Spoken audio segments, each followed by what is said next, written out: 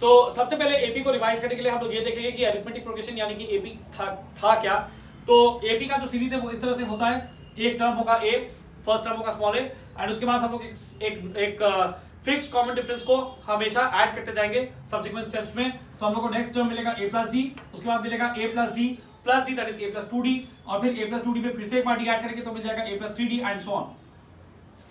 तो यहाँ पे a is the first term and d is the common difference, d is called the common difference, and d को हर step में हम लोग ऐड करते रहेंगे। This is what AP is. d का वैल्यू जो है वो पॉजिटिव भी हो सकता है, जीरो भी हो सकता है, नेगेटिव भी हो सकता है।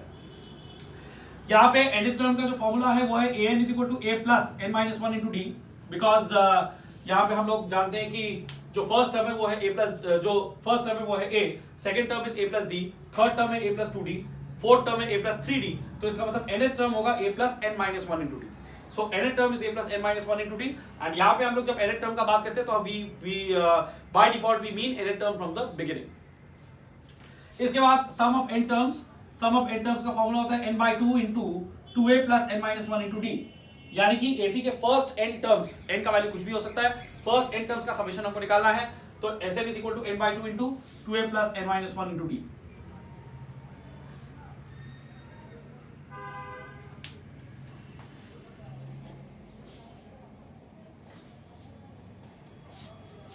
अगर हम लोग को कभी भी चेक करना है कि कोई सीरीज एपी है या नहीं तो कैसे करेंगे,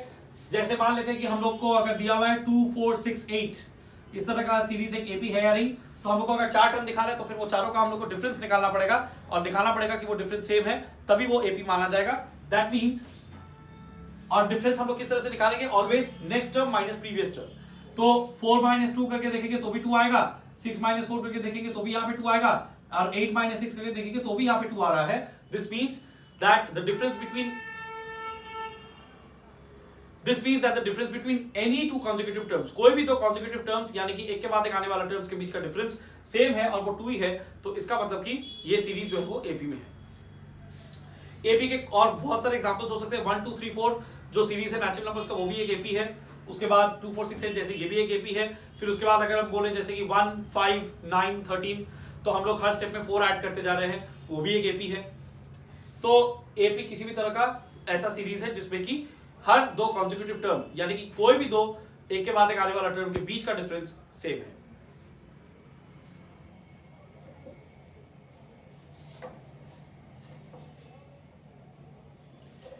इसके बाद हम लोग ये देखेंगे कि अगर तीन टर्म्स ए बी और सी एपी में है, if A B and C are in AP, then हम लोग ने अभी जो देखा कि कोई भी तो कॉन्सेक्यूटिव टर्म्स का डिफरेंस सेम होना चाहिए। इसका मतलब कि बी और ए का जो डिफरेंस है B minus A, that should be equal to C और बी का जो डिफरेंस है यानी कि सी माइनस बी। तो यहां पे हमको मिलेगा माइनस बी इधर आ जाएगा तो माइनस बी प्लस बी यानी कि बी प्लस बी 2b हो जाएगा,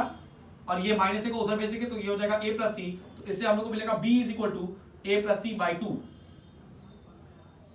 यानी कि b जो है वो a और c का एवरेज है। तो कोई भी तीन टर्म अगर एपी में है तो बीच वाला जो टर्म है वो बाकी दोनों का एवरेज आता है। वैसे हम लोग को याद इसको रखना है, ज्यादा इंपॉर्टेंट इक्वेशन ये है 2b is equal to a plus C, 2b equal to a plus C, ये बहुत इंपॉर्टेंट इक्वेशन है। That means 2 into the middle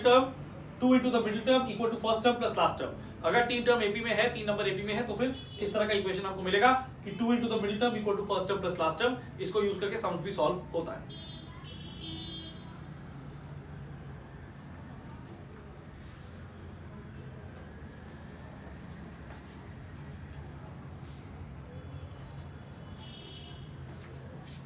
किसी सम में अगर हम लोग को ये बोले कि किसी एपी में कि अगर किसी एपी में अगर हम लोग को ये दिखे कि वो एपी एक डिक्रीजिंग एपी है यानी कि उसमें जो टर्म्स का वैल्यूज है वो कम होते जा रहा है, तो इसका मतलब कि डी नेगेटिव होगा। जैसे कि अगर हम लोग ये वाला एपी देखें 5 उसके बाद 3 उसके बाद 1 उसके बाद -1, तो ये जो एपी है इसमें डी का वैल्यू होगा next term minus previous term यानी कि 3 - 5 यानी कि -2। तो it is a decreasing AP with a negative common difference. तो कभी कभी इस तरह का एपी में क्वेश्चन आता है कि फर्स्ट नेगेटिव टर्म कौन सा है। जैसे यहां तो हमको दिख रहा है कि फर्स्ट नेगेटिव टर्म जो है वो फोर्थ टर्म है, लेकिन वैसे पूछा जा सकता है किसी एपी में अगर